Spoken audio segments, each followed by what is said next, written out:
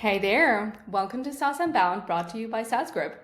I'm your host, Anna Dana, and this is the show where we chat with inspiring founders and experts to get an inside scoop on how they made their business a success. Here with me today is Jane Portman, co-founder of Userlist, a behavior-based messaging tool for sales applications. She's also the host of UI Breakfast and a Better Done Than Perfect podcast, a mom of three, an accomplished writer, and I want to go on. I think there is still a few hats that I haven't mentioned. So, welcome, Jane. It's great to see you here. Uh, Glad to be here, Anna. Thanks for the shiny intro.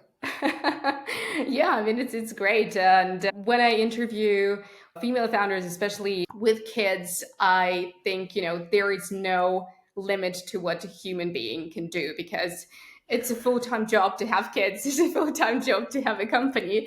So you're 24/7 out there. How are you doing this? Just I means need some we're it tips. just means yeah, it just means that we're good at delegation because there is absolutely no way you can do everything by yourself. That's for sure. Okay, all right. Well, let's talk about you a little bit more. So maybe you can dig into your background a little bit, and then let's talk about Userlist and how you came up with it. We started Userlist in 2017 together with my co-founder Benedict. He is the brilliant engineer based in Germany. I'm extremely thrilled that he is my co-founder. I think finding the right fit co-founder is a bit like being lucky in marriage, and I've been really lucky because it's not just the skills fit that we had for the tool, but it's also a lot about the work together kind of style fit. Hmm. And our styles of work do match, thankfully. We just came back from a conference together, and there was a talk that mentioned the dateless mindset, which means we're shipping very high quality stuff, but we don't have like fixed sprint dates or fixed shipping dates. Hmm. We just rely more on the sense of quality and scope instead. So I guess that really helps. But going back to the origin story, we did work together on another SaaS product. I had my own SaaS called Tiny Reminder, a productivity tool that did not go anywhere. Like it lasted for a year. I learned a ton of lessons. Benedict was my developer for hire, and that's how we got a taste of working together. Before that, we were just friends online, hanging out in the same microconf community. So when that Okay. SaaS didn't work out, I was like, let's just do another one right away because I was so yearning for it. And at that time, uh, I saw this problem running my own SaaS that there was no great tool except maybe Intercom that would show me who my users are, what they do, and send behavior based automations based on that. So email, in-app messages, things like that. And that's how the story started. We had the product itself has evolved more in an evolutionary manner, so we didn't dramatically pivot, but we have Hmm. changed a lot how we position the product. We switched from like email automation to behavior based messaging to other things, and then we ended up a couple years ago as an email marketing platform. And this really helped us to be more specific about what we serve, because it's an existing market, even though it's a bloody red market, like it's a bloody red ocean, very competitive. But just knowing what category you're competing in turns out to be easier than inventing a new one. So right now we position ourselves as an email marketing platform for SaaS companies. Okay, thank you. And I think as far as I remember from the research that I've been doing, at first you didn't want to do marketing at all. You didn't want to touch No, we marketing didn't. campaigns. So that that's a pretty dramatic pivot. So how did you end up doing it? We were pretty stubborn about only doing the customer part, the customer lifecycle email part of this. Yeah. But then, probably about 3, 4 years in, we did massive round of customer research on what we should be doing next, and it was the same exact phrasing all over. We want all our SaaS email in one place. that I heard from multiple people in the same words. And, if you do customer research, it's like finding a diamond, basically, and Yeah. the similar feeling. So we did add marketing email to the mix. So right now, our customers can handle both marketing leads and their own users within the same tool, within the same big list, which makes life much easier for them. Yeah, and it's things have gotten easier since then because it's really indeed a convenient solution. And the name for this is email marketing, even though it's lifecycle marketing in essence.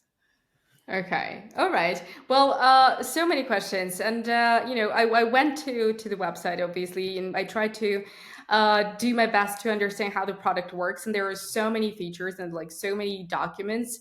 So your documentation is really, I'd say, flawless. It's really easy to like find the exact little thing that you're looking for, like how you're going to implement user list for your your SaaS, your product that you're using it for.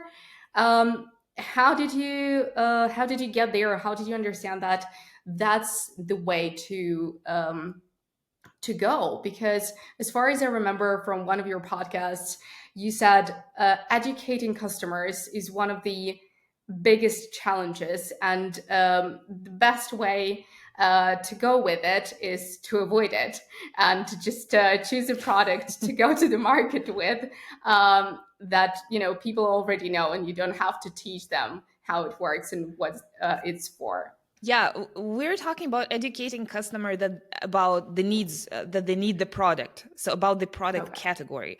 That is indeed a very expensive undertaking. In our case, they know what they need. They know what that they need user onboarding. They know that they need lead nurturing, and they know what they need, except that they don't exactly know how to get there.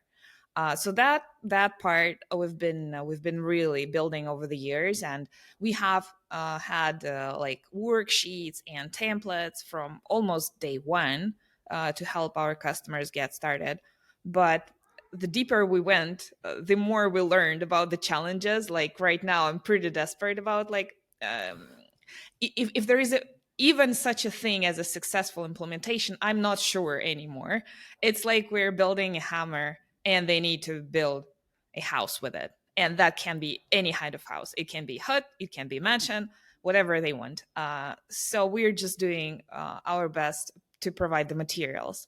And in addition to those worksheets and templates, we're also providing like planning spreadsheets and strategy calls. And this year we added done for you services, which also works great if they have a budget. uh, so yeah. Right now we're in the middle of doing another quick start package, and man, it's not quick. Like we really need to rename that because it involves like so much strategy and thinking. Yeah, especially that our secret sauce and like biggest selling point is the ability to support company accounts, like groups of users instead of just a Yeah. flat list. And things, you can store data on the company level, you can trigger automations on the company level. This is really advanced stuff even for us. Like we're still figuring it out with every new customer, is like how to do this better. So this kind of stuff requires some deep thinking for sure. So we're happy to think together with our customers. Okay, well, I remember you said at the beginning that with Benedict, when you're building new features, you're implementing something new, there is no timeline, so you're not really thriving to do something super fast, and that's a bit different to everything that I've heard so far on the podcast. Like everyone usually says, like there is a 4 week cycle or a 2 week cycle or whatever, but at the same time, what you're saying right now, you are building and shipping and like talking with customers along with building this new feature, right? So how do you balance these two approaches? There is no single answer because features just differ so dramatically. It can Yeah, be something like last year we tackled a complete overhaul of the email editor. So how like the email composer, how you write the actual email. So we are now having something like a smooth Notion like writing experience and other things. That was a huge project. It lasted for months. And for sure, it had a different kind of scoping than something else. This time, and for that we didn't do research, we just knew the problems we need to fix out of our past experience and collecting feedback. This year, for example, another biggish project was analytics, email performance analytics, so more granular reports on clicks, opens, etc. We had like our own charting library developed. For that, we did a round of interviews first, sort of collected the information about what people need, and then did our best to ship something reasonable within a couple months. So something like that. And remember, we are working on a live product that sends emails to people's customers. You don't mess with that. You don't ship like quick and dirty for that, True. for sure. We're pretty good at like being realistic with scope and also cutting scope to something that's viable and like, minimum lovable, minimum viable version that definitely works fine, just maybe doesn't have all the bells and whistles. So that's how we flex the scope to fit into some realistic timelines. Depends on how the project Okay. goes. All right. So you try to test fast, but not mess up with the big picture. Not Definitely mess not the up. dirty versions. No. Yeah. Okay, cool. Something else that I wanted to ask about that. Also, because you just said that you found this information out of your customer communication. So your customers told you what they would love to do, having it all on one platform. So, how basically, how many customers should tell you that the feature should be there for it to be built? Or is it more like and intuition based? So we kind of know that it should be there. We know where we want to take the product, but what customers are saying either complements it or contradicts it. But we're still going to go with our guts, or is it purely based on research? Story of SaaS is limited resources. So we have like a list of features we know for sure everybody really wants, and that lasts us for like the next 3 years. The question is now what we build first and what brings the most value. Um, Therefore, it's definitely rooted in real life feedback. It's definitely rooted in our own sort of vision. For example, like I mentioned, we are focusing on being a great ESP, the email marketing, email service provider, email marketing tool. Therefore, we won't be drilling in on any, like, for example, product analytics soon. Of Hmm. course, we know like half of our users want to have that because they have all the data inside and they want to use it. But that's probably not what we will be building soon, but rather like an advanced visual workflow builder is like our next big project, for example, because it takes us further into this like narrow journey of being in a good ESP. So things like that to make sure we don't get sidetracked from the core positioning, that helps as well. Yeah, it's usually we know for sure what we want to do, and then it's just a matter of resources, time to do that. Okay. All right. Well, another question that I had, and it's been sitting in my head for a while. You have this awesome experience in very different things, right? So you started as a UX UI designer, right? Then you went to writing books, hence, well, about design, but still a totally different set of skills, I guess.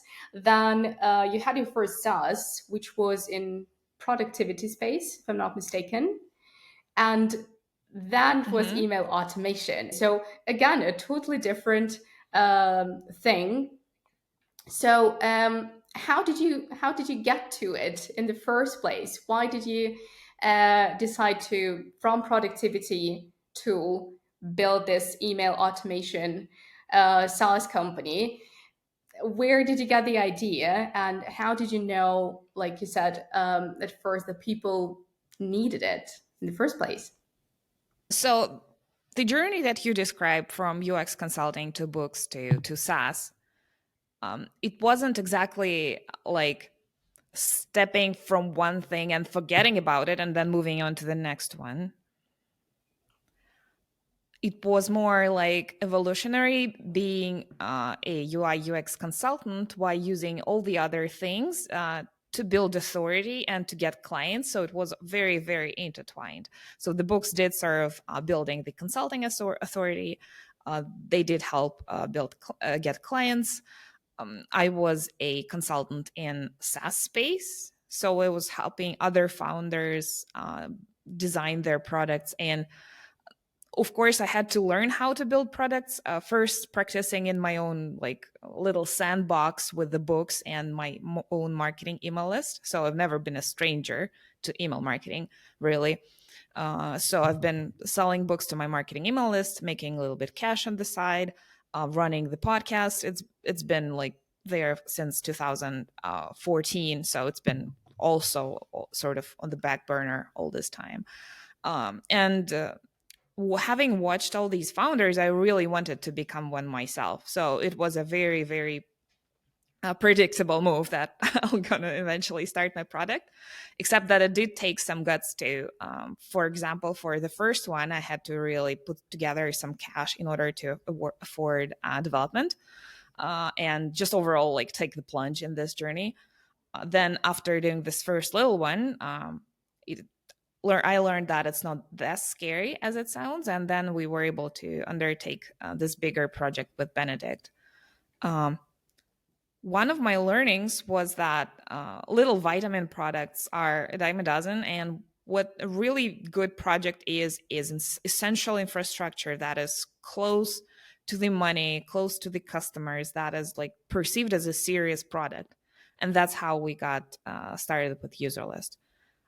What we didn't know is that like we're really gonna get into the guts of email marketing automation, all the challenges, etc. But I'm glad that we didn't, because if we did, we would never tackle such an ambitious project, I guess. And it really helped us to be a bit naive in the beginning, so that we can discover this along the way. Okay. All right. Makes sense.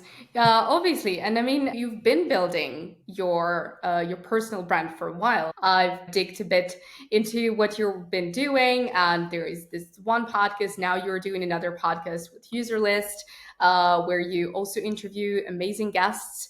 So this recent podcast with Userlist, did it happen because you kind of validated the podcast working for you in the design space, and how it built your personal brand and built your authority?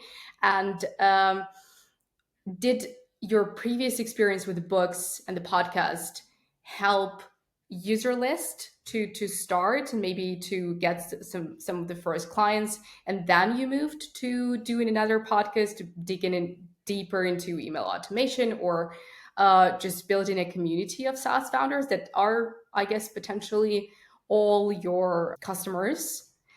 So yeah, how did you decide to work on, to continue basically working on your personal brand for Userlist? So UI breakfast, like any podcast, is not a quick fix. It's not like it's translated to anything immediately.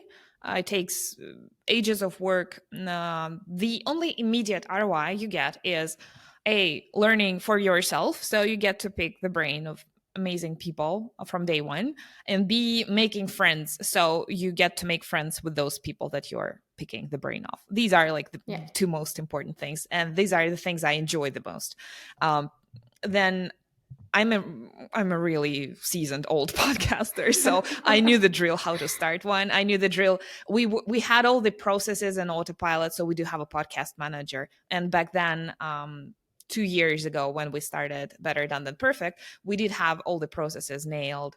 So it was definitely very easy to start another one and just to use the knowledge that we have and the comfortable media that we're used to. For example, I don't like recording video and editing video, but I love the simplicity of publishing an audio podcast.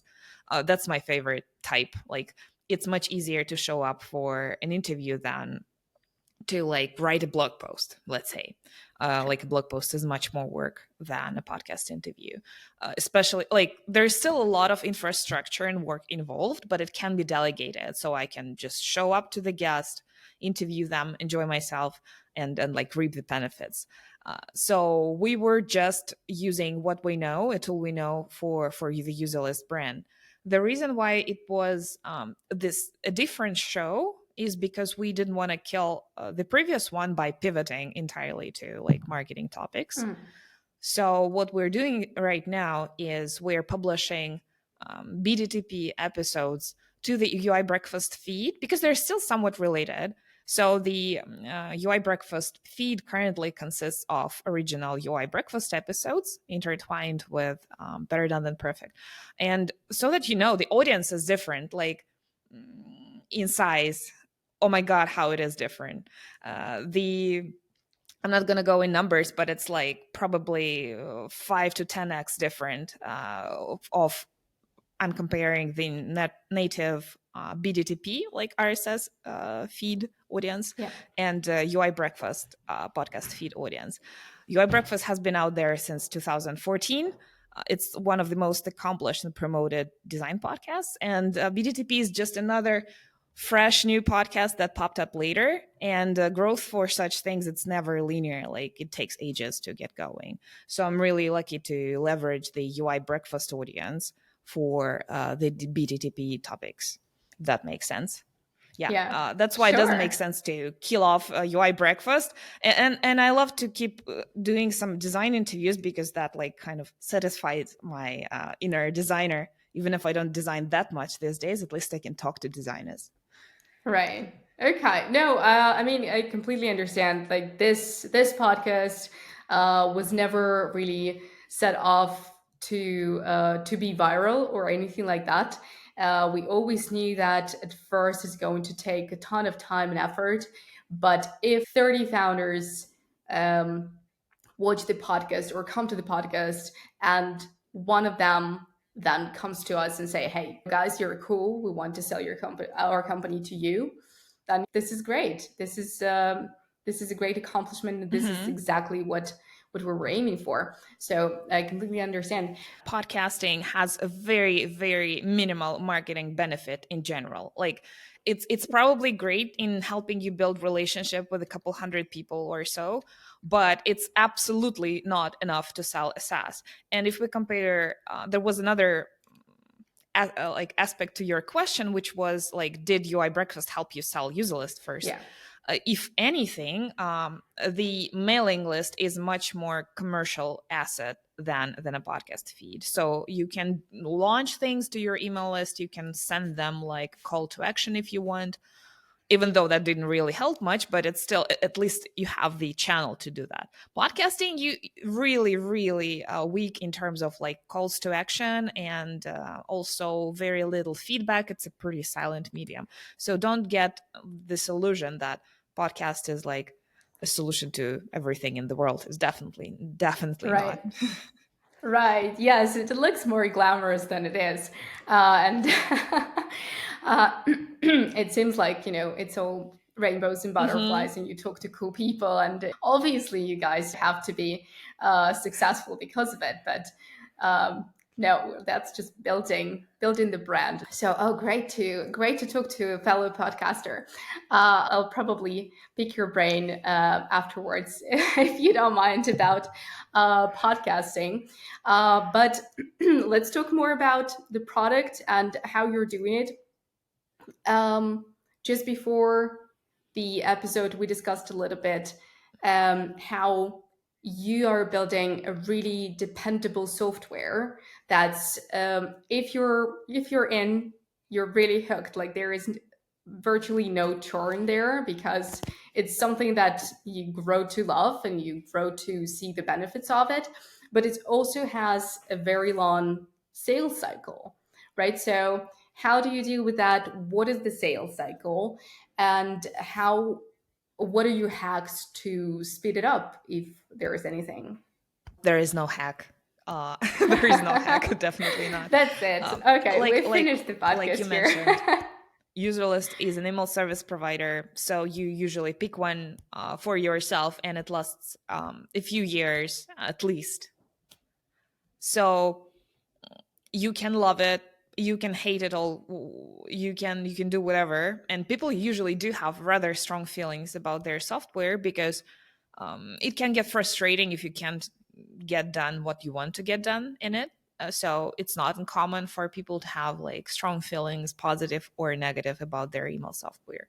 But like you said, they're a bit hooked. Like it's not good, it's not bad, it's just a fact. Like you can we don't want to think that everybody who is on our customer list is hooked. Once the user is successfully integrated, they may have different feelings. They may love it, as you said, not necessarily. They may have neutral feelings. They may hate it as well, because it's like not uncommon for us to hate things if we can't accomplish something with it. And these products are technically challenging. So it's like, it's very common for people to have love and hate relationship with their email marketing tools. But once they're in, it's usually that you won't be switching it anytime soon. Or if you do, that means that it's really at the boiling point. So we've done those jobs to be done switch interviews, as they call them, a bunch of them. And it's usually a certain point in the company's lifetime when they're ready to switch a tool. Usually is they're maybe revamping their user onboarding and they suddenly realize that they hate to do that in their previous tool, or maybe it doesn't fit some of their needs. Maybe new marketing managers on board and they want to like refresh the tool so they can start new. Maybe they hate the previous one with all their guts. That's really not usually the case. Yeah, so there needs to be a certain point when they're ready to switch, and at that point, we just want to be on the table in their conversation and among the options, so that they know what we can do well, and they know we can be one of the options when they switch. So, with that in mind, our marketing game is very, very long term. It's definitely more inbound than like outbound sales, because you can't initiate that breakpoint. Right. It has to happen in their company when they have resources and willingness and enthusiasm to integrate and to write those emails and things like that. Therefore, we have been focusing on very, very in depth, high quality content for the last 2 years. And that has brought us good results. Email automation is a very complex subject. Um, Blog posts like 10 tips for your user onboarding is like, those are a dime a dozen. But Yeah. there's some really technical challenges related to the use of customer data and how to think about this, how this works with different pricing models, whether you have a free trial or freemium, or some SaaS don't have neither free trial nor freemium. So like, what do they do? Yeah. We do have a blog post for them as well, like a guide. So yeah, we really drill down on specific SaaS use cases, niche challenges, and there's plenty. So that helps, because these articles are really hard to write. Like Yeah. they require, we usually source materials for that using our own like customer conversations, like we look at challenges people really struggle with and then write based on that. You cannot hack that and delegate it to a third party writer. They will have no idea like what we're really dealing with. This is a complex industry, so we're trying to address that with complex content. So that has worked. That plus SEO, plus just being out there, building the brand throughout the year so that people know what we're doing well. Yeah, it's How about definitely email not a marketing? shortcut. It's definitely not a shortcut. Yeah, I'm glad you asked. We do have a good lead nurture in place. We have really nice monthly newsletters. So instead of having new website visitors convert to trials, we kind of gave up on that a while ago. We still have the call to action on the site, but our primary goal is to drive people to sign up for our mailing list, to grab our free templates and to end up on our mailing list, get the newsletters, remember about us, get the useful content, things like that. And we do have like a nice lead nurturing sequence that hopefully tells them something more what we know about email marketing. So that helps. I don't think it Okay. converts immediately like anything else in the world, but it's definitely better than nothing. For that same reason, like things like cold sales, ads, not as much, definitely not as much. Okay. Yeah. All right. So the reason I asked about email marketing, obviously you're in the space, and It seems like a lot of people now are saying that, newsletters are booming, they're back, everyone wants to leverage a newsletter and really make it a lead magnet or like a user converting tool, share valuable tips or advice or whatever. But it's kind of you whether grow to love email marketing and you leverage it and it's your power tool, or you grow to hate it, it slowly dies on you and then you say, hey, it doesn't work. So what's been your approach to that? And again, maybe you can share a hack that works for you, because I've been hearing founders trying to figure out email marketing throughout the podcast. And some say we hacked cold emails, it works for us, it's our main customer acquisition channel. But some say, you know what, we tried, and after like the third one, no one opened it, so we gave up. So, what was Oh, your strategy? I'm glad that you brought up cold email because there are multiple components to SaaS email marketing, and cold email is a completely separate thing. So you shouldn't be even using like your domain name for that. It's cold email is a sales channel, and it's not marketing per se. It's email automation that automates sales emails and mimics like one-on-one conversations. It's not like, yeah, sure, people use label email marketing for that, but what we mean by email marketing is consent based, completely legal, opt-in based, lead nurture, and then those life cycle emails that you send to your customers because you have legal grounds to do so because they're your customers. So we talk about that aspect, the ethical, value based, completely white hat. It's not even white hat. It's like seriously amazing, like email marketing. That again is not a silver bullet to anything. Mm, I do know some businesses that make it their top channel, but honestly, these businesses are from the e-commerce slash info product background. These are the Hmm. industries where you can drive sales by like emailing your list. Yeah. SaaS, not so much. Like you cannot send a promotion to your list and everybody will sign up for an email marketing automation tool. That's insane. It will not happen. Maybe for smaller productivity tools, you can like initiate some activity, but usually not. But you can like sell an email to your list, say like we've got a book deal today, 50% off. It's just, like use promo code Yeah. summertime and you will get like a couple $1,000s in sales right away. That's why email marketing is more instantaneous ROI for like info products and e-commerce folks rather than for SaaS, which doesn't mean that you shouldn't be doing it. Unfortunately, like many SaaS companies just uh, either ignore their lifecycle email or completely ignore the marketing aspect of it. So they don't build a marketing list. They just expect everybody to sign up for a trial and they take it from there. But what do you do with other people? Maybe they want to join your newsletter. Like, do you have a newsletter? Um, Newsletter is by no means a silver bullet. You can absolutely do without it. Maybe have an evergreen nurture sequence instead. But yeah, it's not solving any problem 100%, but it's a very reliable channel and you shouldn't be ignoring it. I think there's definitely potential. And this day and age, it's a great spend of your marketing dollars because you just like put it on autopilot and it runs versus, Yeah. I don't know, dollars that you have to pump into ads continuously, for example. Okay. And tell me more about the whole behavior based concept, because for many years, marketers were just happy with like the simplest drip campaigns and they kind of worked. They didn't at most times, but that was the use case. So, how does behavior based messaging changes the email marketing?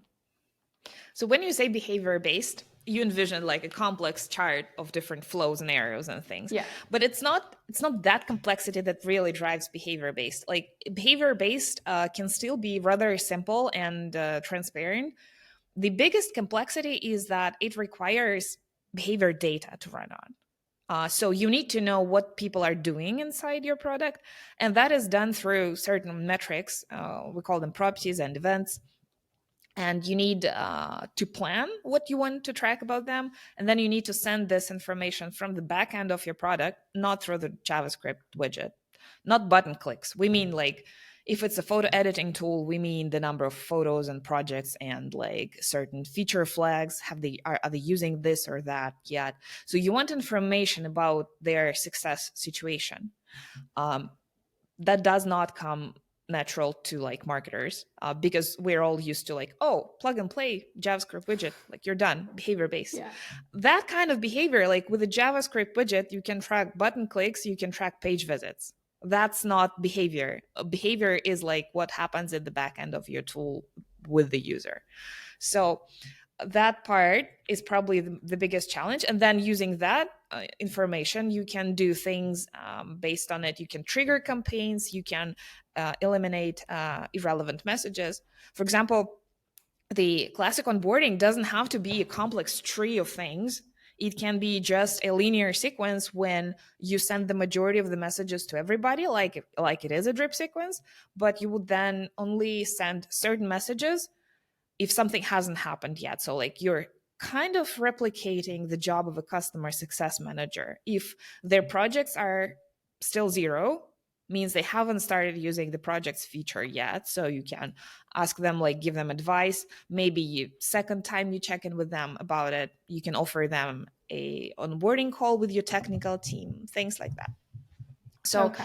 it doesn't have to be complex, but you really need to make sense of what people are doing. So that customer data aspect is like the hidden part of the iceberg that nobody really talks about until they hit the implementation wall and they're like, oh, we need to integrate, like what does that mean? And then they maybe from the top of their head tell their developers a couple properties they want to get, but then it's not enough. You really need to plan your segments, your properties up front, and that takes some effort and some knowledge. And that's exactly that educational battle that we're trying to win here. So we're just advocating for this planning approach. We're sharing materials, spreadsheets, how to do that well. So hopefully that helps at least a fraction of our customers to do that. Okay. Are you planning, or maybe you're already working on implementing UI to maybe streamline the process even more, or maybe to work it into your documentation to make it maybe simpler to find some information about the product or how to implement it? We definitely have it all over the place. It's up to them. Like we really toot the horn everywhere. And then a lot of people decide to wing it. They're like, oh, we know what we're doing, and then they stumbled across like missing properties or things like that. So it's sort of a dilemma, to be honest, because you don't see bigger companies like MailChimp or Active Campaign doing things like our way or no way. Like Yeah. here's the only way to plan your emails. Like you just kind of arrive at MailChimp and just throw something together, and it hopefully works. Like, and then they pray it works. We're dealing with more complex SaaS matters there, so it's not as easy to wing it. But also, not everybody is willing to dive into like in-depth planning from day one. So yeah, it's an interesting journey. Like, do we really niche down on that, or do we just focus on getting more people in the door and then like see what sticks? It's that's not how we would like to do things, but yeah, it's hard. Okay, all right. So there's still a way for you to figure out what would work best for the customers, whether they are like they're on their own, or you kind of guide them through the entire process. Mhm. Okay. One thing that we did to address this is for folks with the budget, we're promoting our done for you services. So, really, the best way to do this is to hire either ourselves or a dedicated consultant. A typical SaaS marketer is not really trained to do like email automation. You need to be a dedicated email automation specialist to do things well. Yeah. Okay. Well, I love that approach because, again, talk to a few founders that say, there is usually a problem when somebody gets to the product and they cannot figure it out right away. They just go to the next one. And that's my thoughts exactly. Like, I'm not an email automation specialist. If I were to go and set it up, I would probably choose the simplest tool ever, because like that's how we ended up with Riverside, right? There was StreamYard, there was something else, and then there was Riverside and StreamYard and that other platform. For the love of God, I can't remember the name. They were awesome, and but they had so many bells and whistles that it was like, okay, I'm just starting podcasting. I just need like two buttons. So, and that was it. So that's how I ended up with Riverside. So the same with any other tools, and I think you're right. It's better to have a dedicated person or a team to just handhold you during this first stages, and then you could just take over when you understand what you're doing. Also, what our aspect that we're really confident in is the UX. The fact that we're focusing on SaaS means that we know exactly what a SaaS company needs, um, compared to the generalist email marketing tools. So we can afford doing like very powerful things within a very simple UI. So that does produce a false impression that it's easy to use, but you can do very, very powerful things with it.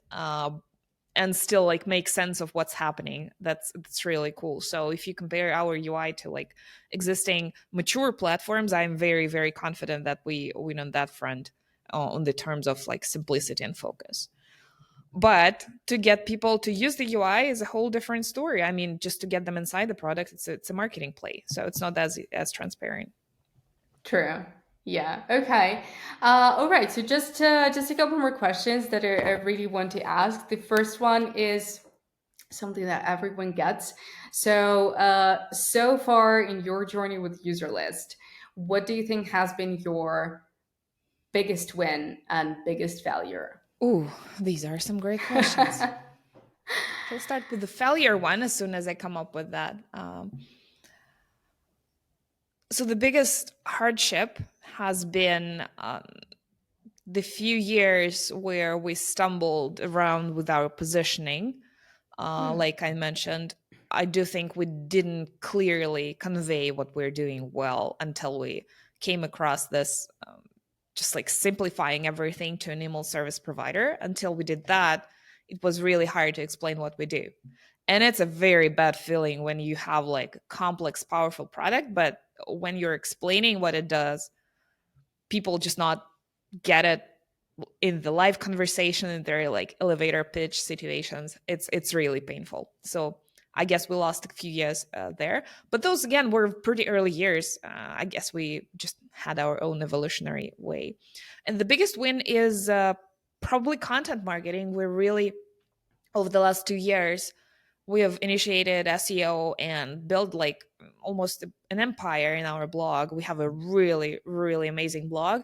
We only publish posts that I can personally be proud of. Like as an editor, we only publish very useful, very in depth, specific SaaS content, not like those generic posts or anything. So if anybody is ever up for any email marketing SaaS advice, that is definitely the place to go. We haven't seen anything like that in our competitor blogs. So we're really proud of that. Okay, and I mean, hats off. I really got hooked on your blog. I have a few blog posts open right now. So after our podcast, I'm going in to dig deeper. So yeah, definitely cool stuff. Absolutely enjoyed the I read a few this morning, and going to continue. Probably going to recommend it to all our marketers at saas Group, just to just as a little light weekend reading. But yeah, and Another question that I wanted to ask is about the team, right? You started with it was you, Benedict, and Claire, if I'm not mistaken, right? That's right. That's right. Yeah. So, and how do you structure work? So basically, um, you start in a tiny team, you're a startup. Do you build some kind of culture right away, thinking that you guys are going to grow and get some more people? So you want from the beginning to build a company, right, and a culture that is going to grow into, or you just kind of throw yourself together, and because you're just three people, communication kind of happens, and people that you hire later, you kind of just expect them to know that they're coming to a startup, and certain things you're maybe not automated, and maybe you don't have some processes, some methodologies. So how did you work with this? How did you structure your responsibilities? How did you communicate? The first couple years, there were three of us. Then 1 year in, Claire did leave. So there were just two of us left as co-founders. So right now we say that it's a tool by two co-founders, me and Benedict. And then we've grown. Raising a tiny seed round and joining tiny seed accelerator allowed us to go full time on Userlist a couple of years in 2020. And then when we raised the next angel round in 2021, we started hiring more team members. And that's 2021, 2022 were the years when we started, doing some basic HR, putting out some team rituals in place. We have like an employee handbook and things like that. We're definitely from day one, we were thinking and planning that we're going to grow this into a company, because there's no way you can do this kind of product without a team running operations. So we did have that in mind, and we just sort of evolutionary develop the instruments for the team, how to do that. We're remote first. We're a team of six at the moment. I'm not sure if I mentioned that. Yeah, and we Not definitely yet. plan to grow in the future. Right now, we're in the process of spending that last round, and we're on the steady path to being profitable. Fingers crossed, sometime soon. So hopefully, we will avoid like VC trajectory and remain sort of bootstrapped. But yeah, it's been a great journey building a team, and it's definitely much nicer to have a team than it is to do just the two of us, for sure. So we even this year, just a few weeks ago, gave a talk about how to build your team with very limited resources. Basically, what are the little baby steps, what you can be starting to delegate, even if you think you have no money or no reason to do that. So things like delegating support and marketing ops and things like that. That's what every SaaS should be considering if they're generating more or less significant revenue. Okay. And another question is about being bootstrapped, right? So you raised an angel round, and you're now going for a VC round. Well, at least that's the plan, right? But again, something that I've Yeah. heard a few times here in the podcast is that this kind of like complex products, complex SaaS companies that are competing with, I don't know, MailChimp or some other, big guys, but have a certain differentiation that could really set them aside, and build them a great market. They cannot really do it while being bootstrapped, because they need that push to really send them to the next level. So, what do you think of that? And what kind of advantages does being bootstrapped give you? Um, That is definitely true. And in the times of like depression, it does feel like we're going with toothpicks against an army or something like that, for sure. But being bootstrapped also allows us to fully control what we're doing and do it at the pace where we can like enjoy ourselves, versus be in like super hurry to deploy and burn money, and then I don't know, go raise another round. But by the way, fundraising is no fun activity for sure. That's So true. like hustling to raise a round every year. I would not like a lifestyle like that for sure. Um, so it just helps us to be in control, not to give up too much too soon. I can't say that we're never gonna raise VC money. Wouldn't swear that off, but at this moment, it helps us to grow this organic pace versus speeding things up. Yeah, sure, there's absolutely space for like pouring money, more fuel on the fire, but we're doing some of that with engine money. We're not like completely bootstrapped, so we're trotting that middle ground somehow. I wouldn't say it's the best, but it's our choice at the moment. Okay. All right. And then I have just one more question left. Could you share a hack that works for you in your space? So, what's been the best thing in email Sorry. automation that you could recommend to every other founder? All right, I'm going to address founders of companies that run on freemium. Okay. That's the type of the company that has the biggest leverage when it comes to life cycle email marketing. So one hack is, don't try to upsell people who aren't activated yet. So you should clearly differentiate between uh, just people who are starting out. Your goal is to get them off the ground and not worry about sales just yet. And that upsell upgrade sequence that you will promote your paid plan to them should only start later after they start receiving value from your product. So that's one mistake that you should really avoid. And then don't give up on those free users too early. We see people just send them the onboarding sequence and say, "Oh, those free folks didn't convert. Let's just like write them off." But you can have, I don't know, 3 6 months worth of different upgrade emails sent to them. Don't leave that on the table. Don't give up on them too soon.